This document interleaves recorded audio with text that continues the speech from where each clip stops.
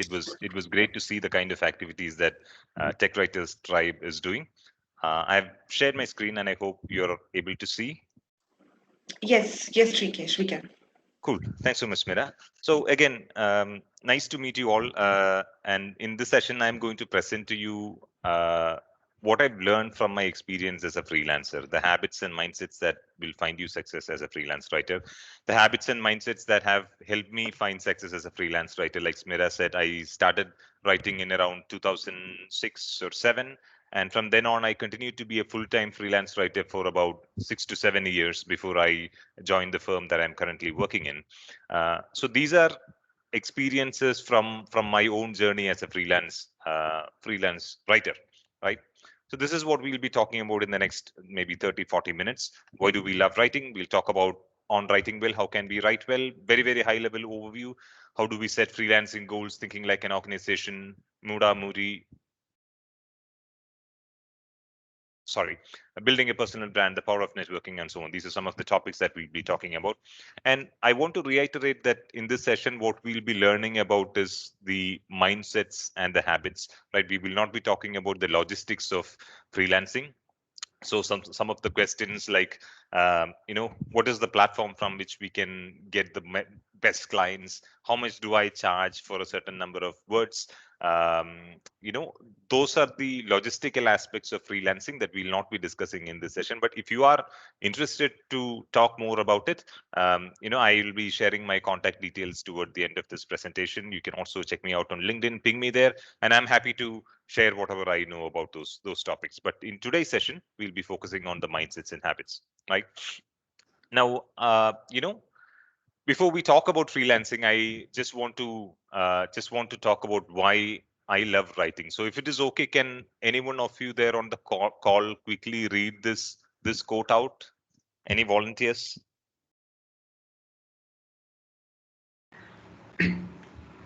Hi, Sreekesh. This is Rahul here.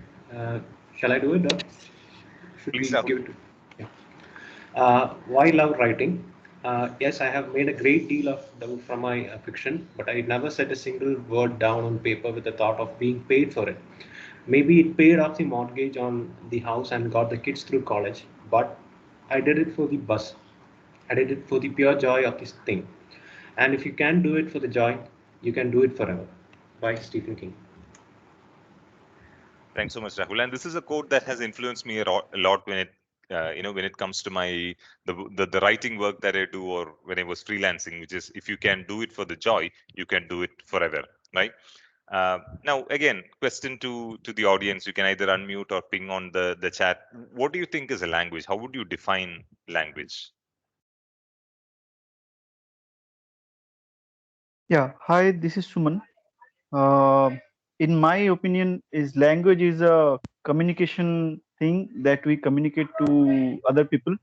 Uh, Sometimes we complex sentences we form into simple sentences as a tech writer, and we communicate to others so that they can perform well. Thanks so much, Suman. Any other thoughts?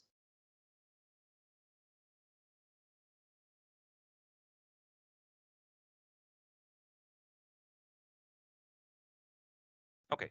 So, if you look at language, there are some interesting facts about language, and I'm sharing with you the quote by Stephen King, and I'm giving you these facts about the language because these are some of the things that I love about the language and some of the things that I love about writing. Right. So there are over 7,000 plus languages in the world, and when we usually talk about languages, when we ask people what the definition of language is, they tell us that see, language is a tool that you use for communication. But if you think about it carefully, a tool is something that exists outside of us, right? So language is not something that really exists outside of us that you take and use, but language exists inside of us, right? So the experiences that we have in the world are defined by the complexity of the language that we use, right? So if your language has a certain number of words for colors, you would see colors in that many number of different ways, right? If you have a different set of different numbers of words for colors, then you would maybe see, if there are 100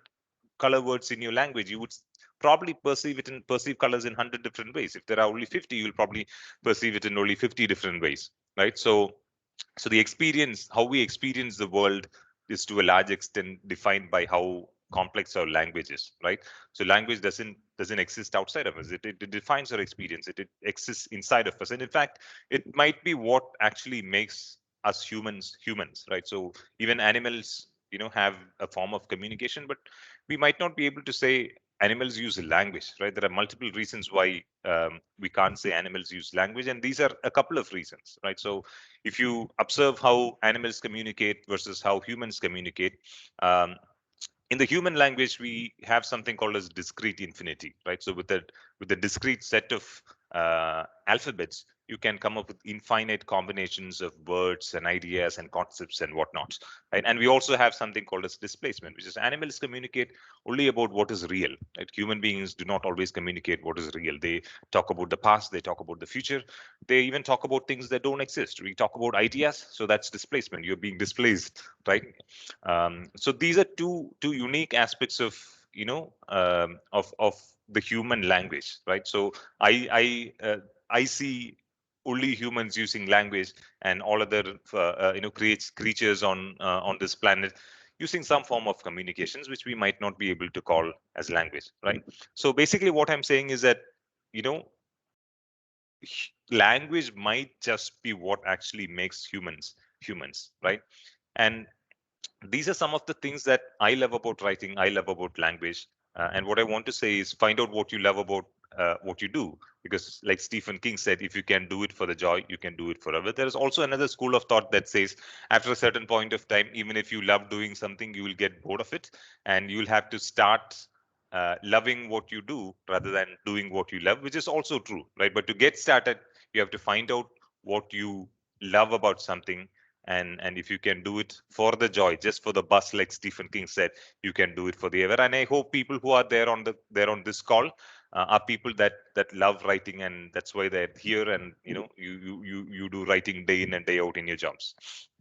And there is also this question of, you know is writing an art or a science, right? So again, there are different schools of thoughts, because sometimes when you create content, when you create copy, when there's elements of creativity involved, it's very hard to apply logic to it. So people often say that writing is an art, but in reality it's a mix of art and science. There is certainly a lot of creativity involved, but there is also science involved, right? If you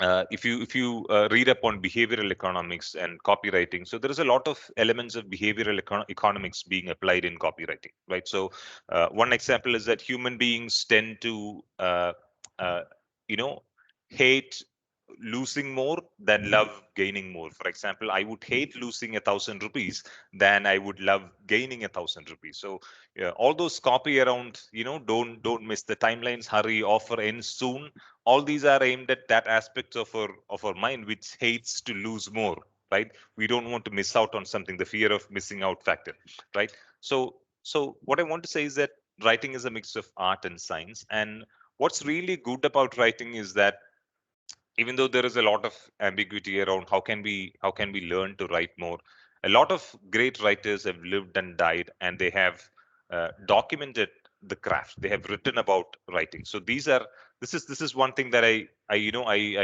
tell a lot of people in my team. I keep reiterating to writers is that good writers read good writers. If we want to be a good writer, we need to read good writers, right? Just like a good movie director would watch a lot of great movies and understand from people who have created great movies in the past. A music composer would listen to compositions from other composers, and so on.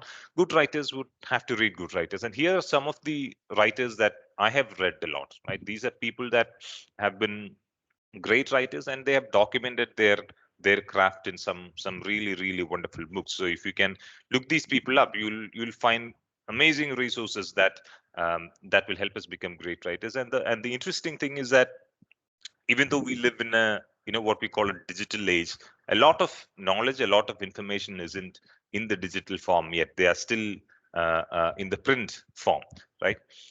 So there is a lot of value in reading books that were written by good writers.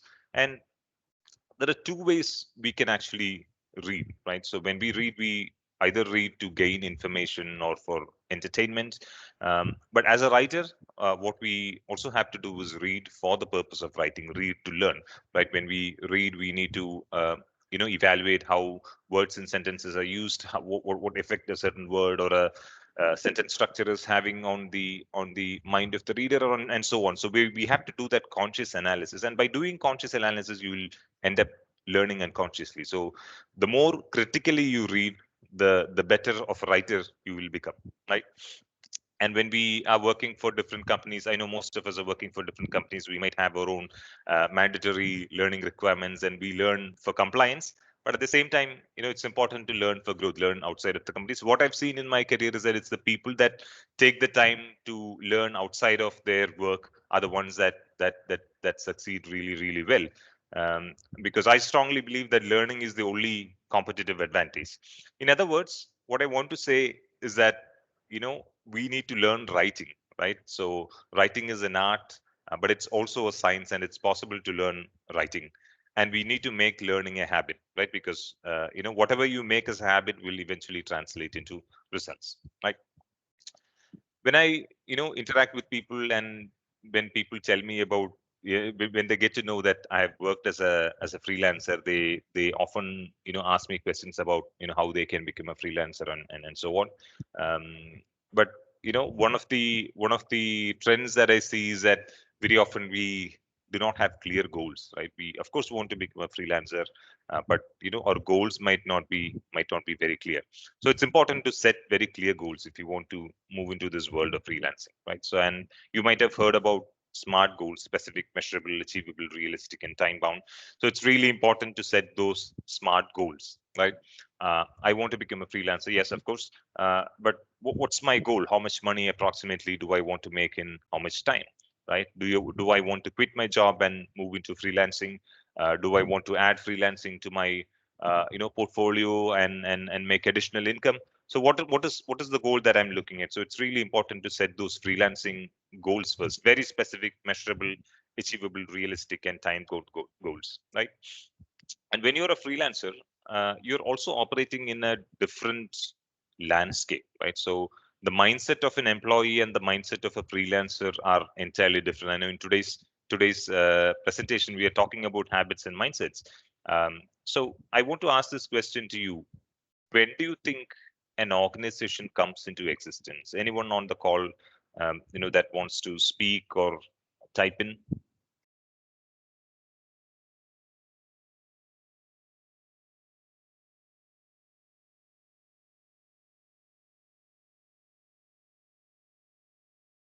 Any thoughts, anyone? There's someone typing in the chat, Sreekesh.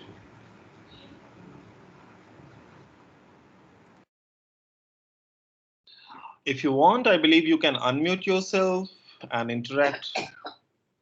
No issues with that.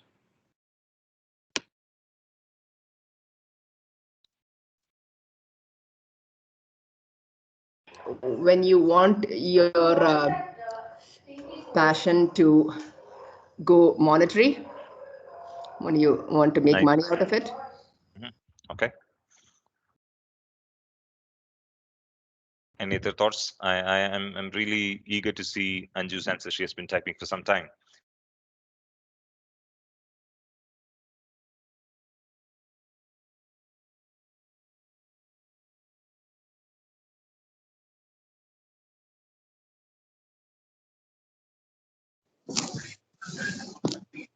Okay, so I could not send that message. So basically, I also wanted to convey that same message, that when there's a possibility of monetizing something, and there are a set of jobs that cannot be done by a single person or a small set of people. So, Amazing, brilliant answer, Anju. So you're spot on. An organization comes into existence when one person cannot do something on his or her own, right? A very simple example is I want to drive to the cinema, which we hope we will be able to do soon.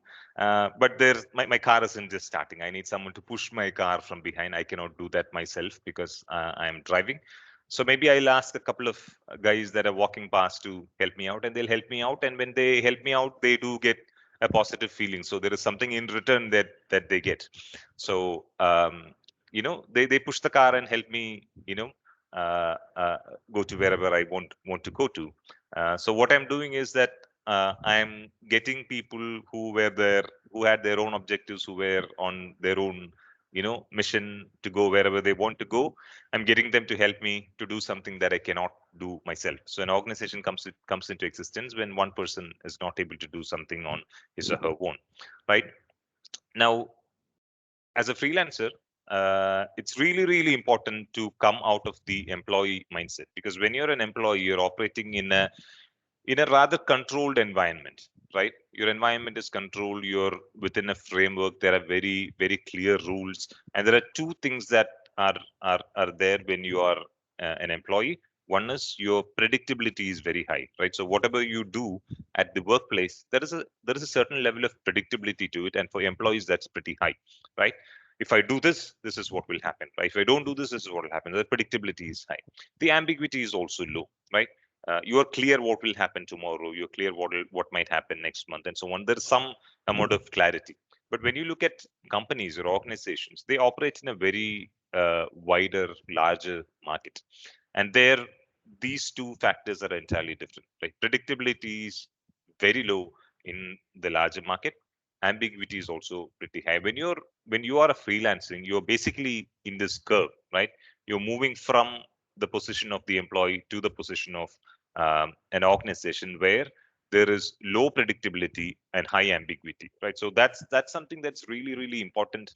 When you move into a freelancing role, we need to be prepared for low predictability and high ambiguity. Sometimes when I talk to freelancers, I see that we often expect things to be predictable, organized, existing within a framework, there to be rules, and having and the existence of redressal mechanisms to be strong. All of those expectations might not be aligned to the right mindset a freelancer needs to have. So I want to reiterate this one more time. When you move from an employee to a freelancer, predictability is going to go down and ambiguity is going to go up, and we have to embrace that fact, right? And when you're also moving from being an employee to an organization, you have to ask yourself a few questions, right?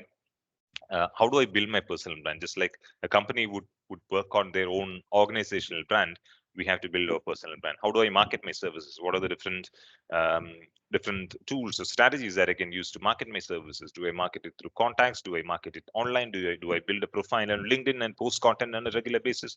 How do I market my services? Whom should I partner with? Right? This is really, really important. Sometimes you might be able to do better as a freelancer if you partner with someone, right? If a copywriter partners with a designer, or a content writer partners with a web developer, you might be able to sell each of the services to the clients, and you might be able to deliver better products and services, right? And why should customers work with me rather than with my competitors, right? So the answers to all of these questions will vary from freelancer to freelancer, from service to service, country to country, market to market, right? But these are really questions that we have to ask ourselves, right? Why should the customers work with me rather than with my competitors? I provide a certain number of services here in India, maybe at $20 an hour, right? Someone in the United States is providing the same services at $50 an hour. Why are people going there, right? Maybe someone in a different country is providing the same services that I provide at $10 an hour or $5 an hour. So what is going on, right? What is, I mean, and of course there are these differences in the currency rates, but there are competitors, and how do I stand out from competition, right? What should I work on and what should I outsource? This is really important. Sometimes you'll get a lot of different requests from customers to do a lot of different things, right? If let's say I'm a web content writer, and I get a request to create a create a user manual, and I have never created a user manual, hypothetically.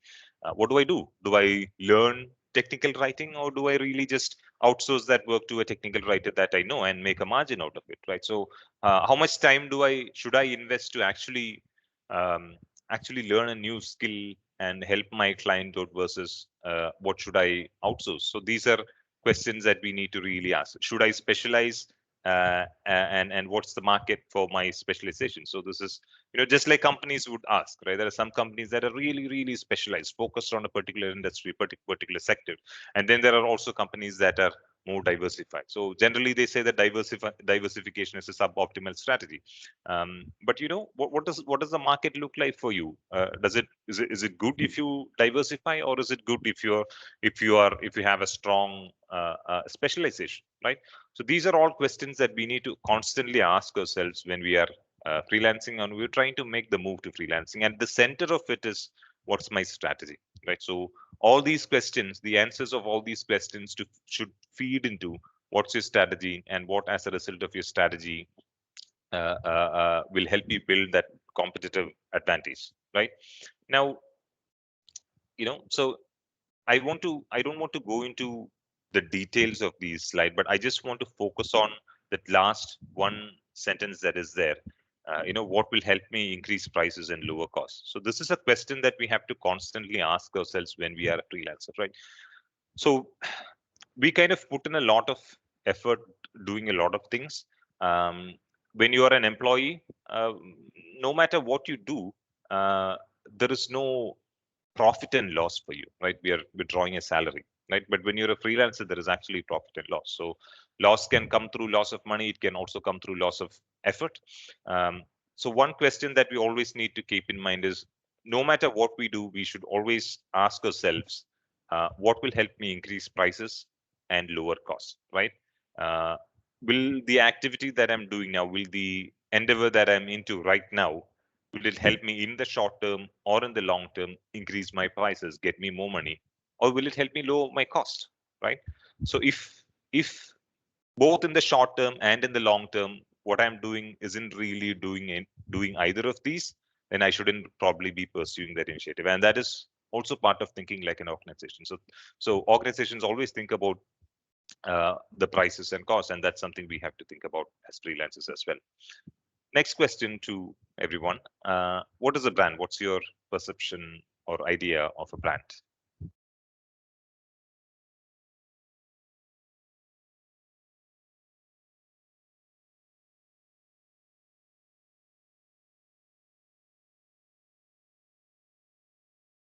Any thoughts? There are no right or wrong answers.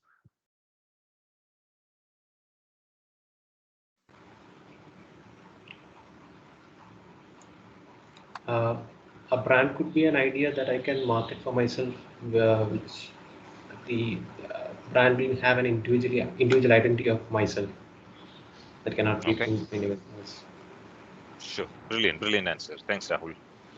Any other thoughts?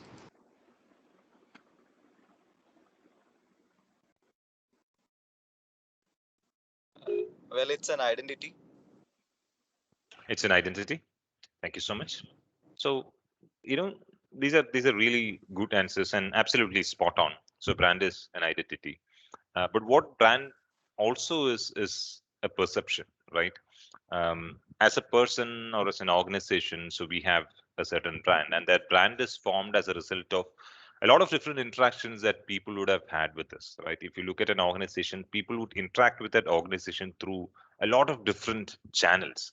And we have this 40-minute session, so I might be oversimplifying a few things a little bit, but at a very high level, people form perceptions based on their interactions with an organization. People form perceptions based on their interactions with people, right, through different channels, right? So when you interact with different people through different channels, they're forming impressions about you, and the sum total of all these impressions is what we can call as a brand. But there are multiple layers within what I said. There is brand identity, there is brand personality, there is the extended brand identity. So there are different layers, but in the interest of time, I'm slightly oversimplifying it here. But what I want to say is that brand is a sum total of all the perceptions, right? As a freelancer, it's really important to build a personal brand, right? So when I say build a personal brand, it doesn't really just mean we create a good online profile or have a good portfolio.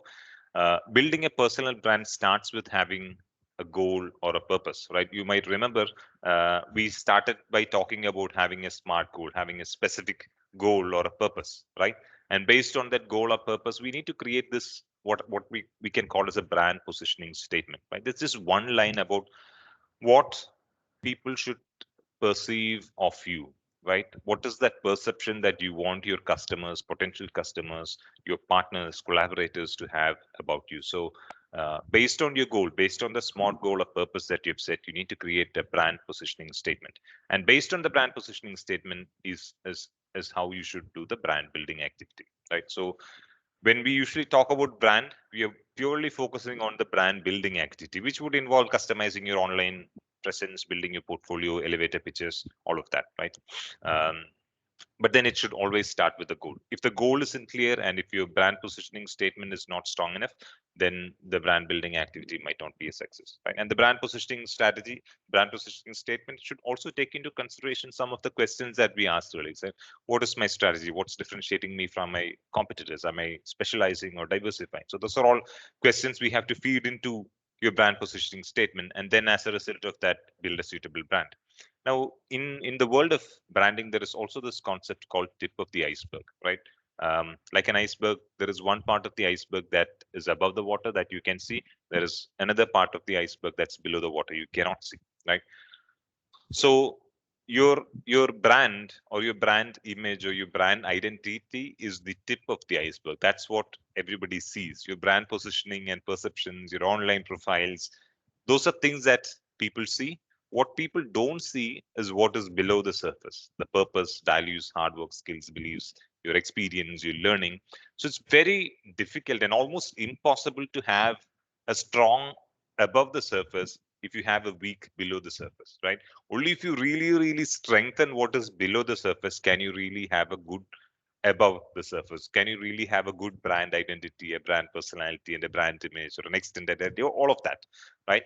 So it's really important to keep in mind that by strengthening your below the surface, the purpose, values, skills, beliefs, hard work, experience, learning, by creating a positive impact, by working hard to kind of strengthen that, that is when your above the surface will also be stronger. And very often when what's below the surface is strong, it really makes it easy for you to build a brand and strengthen what's above the surface, right?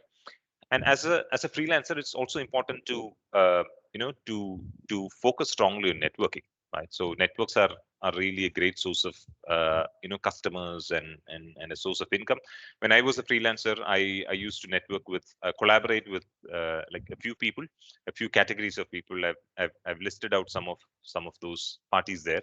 So we have ad agencies that you can work with. I collaborated quite a lot with designers with whom we would exchange client, we would share work, we would collaborate. People like authors that you can collaborate with if you are into proofreading, copy editing. There are agents that bring together freelancers and clients.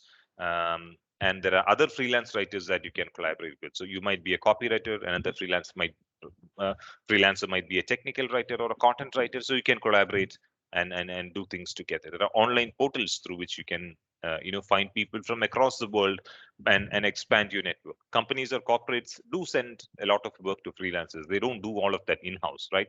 Because we talked about outsourcing, right? Sometimes some companies don't have a certain capability, and investing in that capability might not, like we talked about, it might not increase their price or lower their cost, so they would outsource, right? And you could be that freelancer to whom this company is outsourcing. So it's important to have contacts with companies or corporates that are open to outsourcing, and most of them are, if it helps increase their price or lower their cost. So SEO and SEM specialists, you might be a writer, but when you're creating content for maybe a website, collaborating with an SEO and SEM specialist will add a lot of value. Project managers, there are freelance project managers. So almost most of the work that we are commonly aware of, there are freelancers, right? So there are a lot of freelancers that do project management, and they would be on the lookout for writers and other types of freelancers. So having that network and relationship with them will also help us get more freelance work. And when you're networking, emotional intelligence, empathy, all of these will come into play. Of course, body language and mirroring. And one thing that I always remember, if I can call him a guru, one of my gurus that taught me is that people like people who are like them. We tend to like and gravitate toward people who share the same beliefs, purpose as us. All those below the surface of the brand. Whoever shares those with us are the people that we tend to gravitate to. So that has helped me really well. Sometimes we might have to understand what other person's beliefs and purpose are, then kind of mirror that to build great relationships with them, right? Some do's and don'ts when it comes to freelancing. One, I mean, there could be quite a lot depending on the context, and if you want to dive deep into it, I'm happy to have a separate conversation outside of the session with you and discuss that. But some of the common do's and don'ts are: one, getting into verbal agreements is certainly a don't. I see a lot of people just speaking with the customer over the phone and agreeing on rates, and that's very ambiguous. That's very tricky. Standardization it's a very dangerous thing to do. Um, Most of the time, people who are getting into freelancing, the question that they have for me is, Sreekesh, how much can I charge per word? Right? That's a very dangerous territory to get into, right? The moment you agree with your customer on a rate per word, then you're losing out on a lot of profitability. So the estimates that we give to customers should be based on, of course, word count can be a factor, but it shouldn't purely be based on the word count. It should be a combination of the word count, the complexity of the subject, the amount of time that you have to invest in to create the kind of impact that needs to be created. So all of these should factor in when you provide estimates, and standardization can be very tricky and bring down your profitability significantly down. Diversification, again, we might have talked about it, in those list of questions that we should ask ourselves, because uh, sometimes it's not worth diversifying. It's not worth putting in that time and effort to learn a new skill and entirely new skill, right? It could be writing, but the kind of writing that is not at all related to what I'm doing right now, because it can take away a lot of your time and effort and decrease your profitability. So we'll have to very carefully weigh the options before we decide whether to diversify or to continue to specialize, right? Learning, the first part of the presentation, we talked about learning a lot. It's really important, right? Learning is the only competitive advantage, and if we're not learning, then we might be on par with our competitors, but we might not have that competitive advantage. And finally, we need to do a SWOT and a strategy: a strength, weakness, opportunities, and threats, and create a strategy. So in SWOT, S&W, the strengths and weaknesses are internal to us. Those are things that are within our control. We can strengthen our strengths and bring down our weaknesses. Opportunities and threats are, what are there externally. It's there in the external market. There is very little control that we have over them, but it's really important to do that SWOT analysis to understand what are my strengths and weaknesses, and what is the market that I operate in. How can I build competitive advantage? How can I increase my profitability? Those are questions we need to ask ourselves, and based on that, build that strategy. Again, these are all interconnected, right? So how you build your strategy, your strategy will feed into your brand positioning and your brand image, and your goal and your purpose will feed into your strategy, right? Basically, by strategy, what you're trying to do is achieve that goal or a purpose or a vision. In summary, these are the things that we looked at. We looked about why I love writing. We talked about some interesting facts about the human language, and we kind of looked at the point that if you can do it for the joy, you can do it forever. And we talked about why it's important to make learning a habit, and why learning could be possibly the only competitive advantage, and how we as writers should read for writing rather than just read for entertainment or for knowledge. And it's important to build habits, because habits equal to results.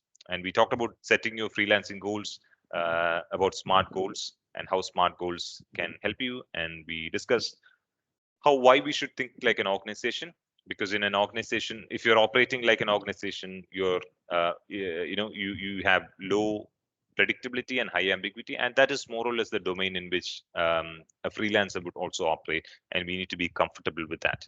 And anything that we do, should help us lower our cost or increase our prices. And then we moved on to personal brand.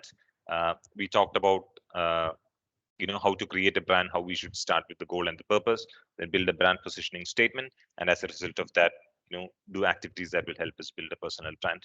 And then talked about the importance of goal setting and also about tip of the iceberg. So what's below the surface needs to be really, really strong if you're above the surface needs to be strong.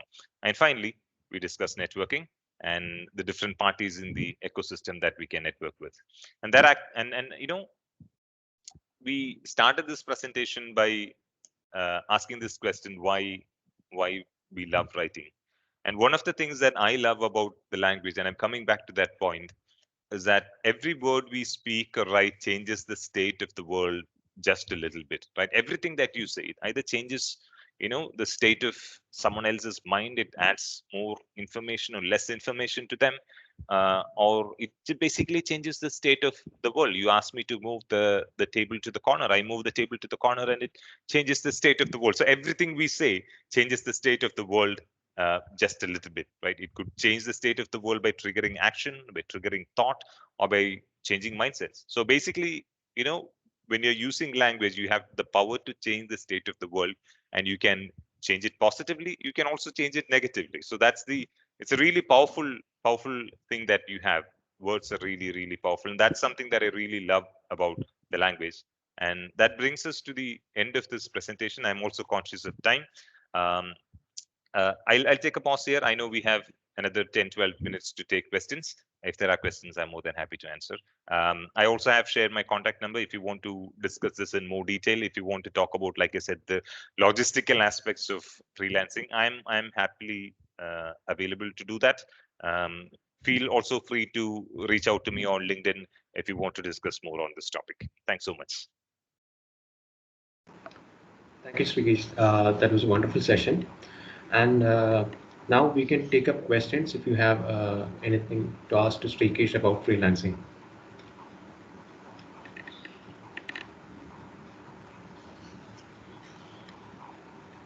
If anybody is having any queries, we are open for discussion now.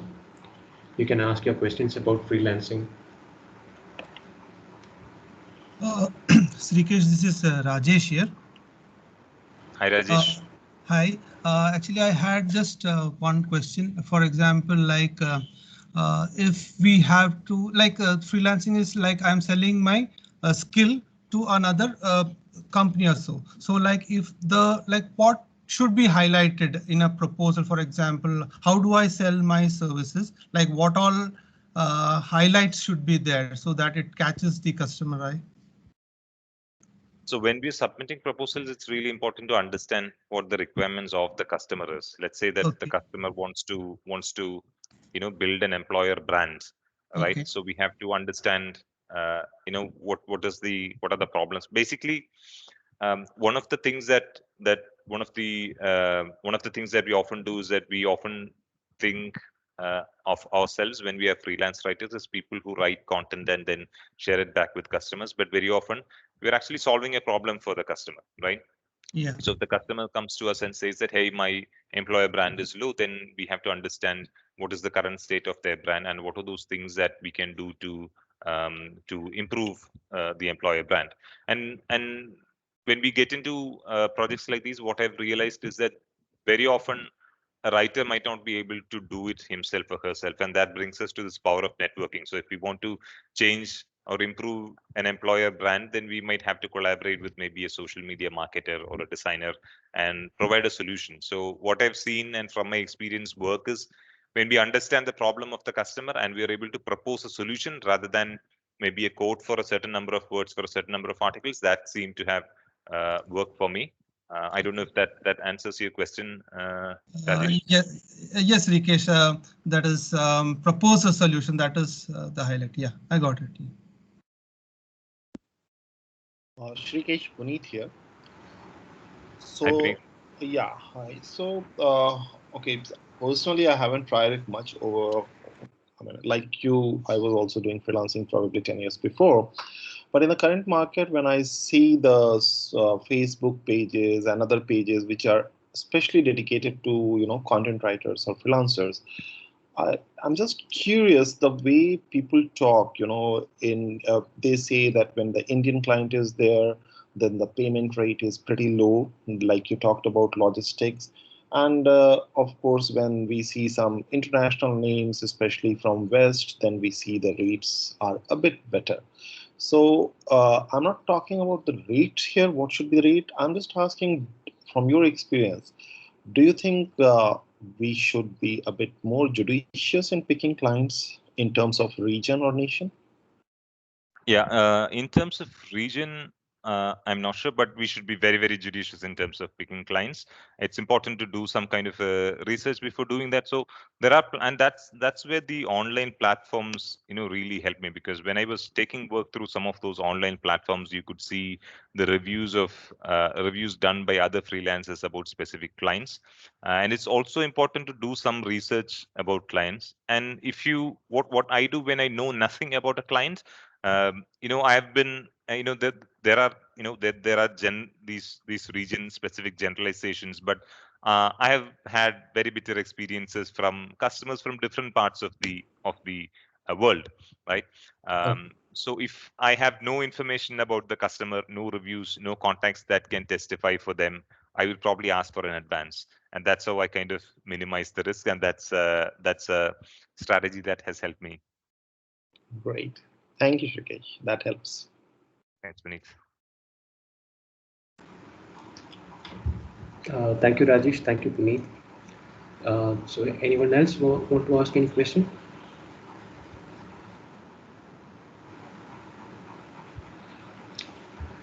We still have 3 to 5 minutes. So if anybody's...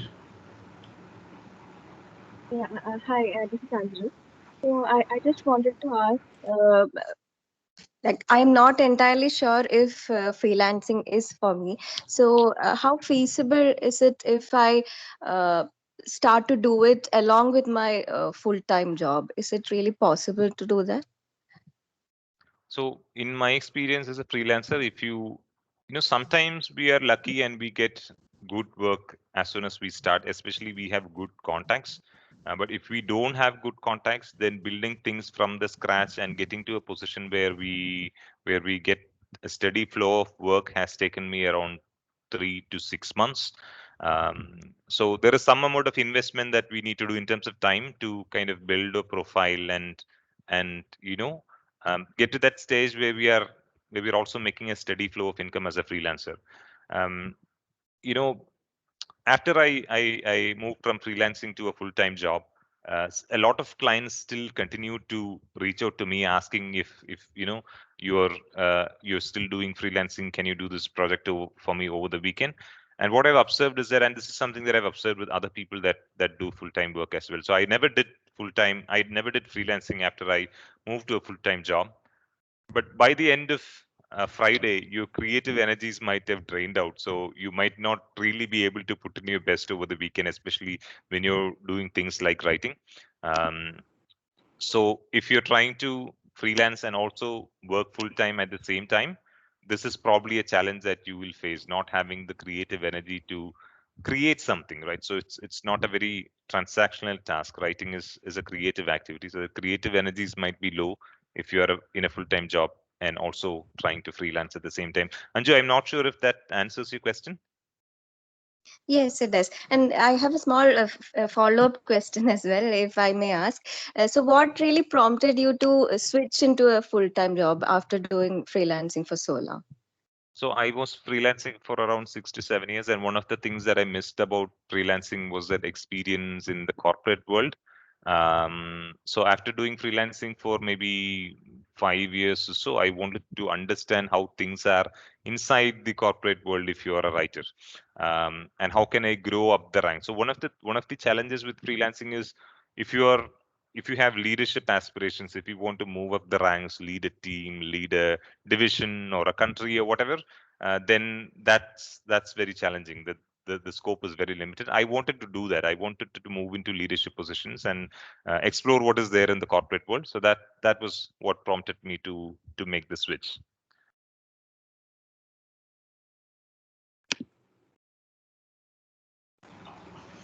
Thank you, Sreekesh. Thank you, Anju. I have one question, Sreekesh.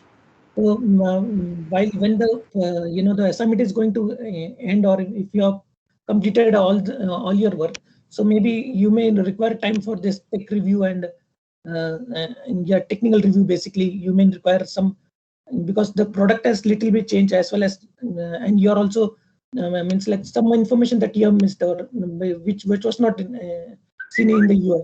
So if some person is going to help you, so with those things need to be considered. Means like when you say per hour you will be charging, so it involves everything, right? Research and review time, every small thing. Yeah, so it's important to really, agree on the terms with the client before we get started on the project. So if Okay. I'm working with the project with the client for one manual, and I know I kind of have an understanding that these are the number of pages, this is the effort involved, and I'm quoting them say $1,000 for that. I should also tell them very clearly upfront that if you change the requirements, or if there are further iterations, then there will be additional charges. And how do I go about those additional charges are things that we have to be clear with them upfront. And again, there is also this question of, are you charging by the hour, are you charging by the project? So if you're charging by the hour, it makes it pretty easy. You just need to give them an hourly quote and justify how many hours that you've spent. But if you're charging by the effort based on the project, then we have to be really clear on the different nuances that will just come into the picture, right?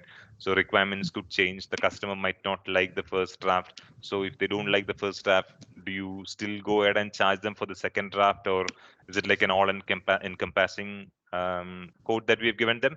So we'll have to have that open, transparent discussions with them. Sometimes you might have to debate it out with the client, but it's always good to go through that process and have some uncomfortable conversations at the start of the project, rather than expecting something and maybe being disappointed at a later stage. Yeah, that's good. If the first draft is over, so can we have a meeting, say online meeting, because nowadays, so it's better to have an online meeting and show them that like whatever our progress is done, and if they want to go ahead with the if they want to go ahead with the publish, then they can go ahead, right? Or they, so we need to be clear on these terms, right? Because yeah, we need to be clear on everything, including how you will be sending work to them, what are the different stages at which you will review the work along with the customer. We just need to state the terms and conditions very clearly before we get started. And it's always good to give the customer a quote with a buffer, right? We might estimate 8 hours, but it might take 10 or 15 hours. So it's always good to have that buffer in your quote as well, to kind of lower the risks. Yeah, correct. Thanks. Thank you, Ravi. Thank you for the question. So if there are no further questions, can we wind up for the day now?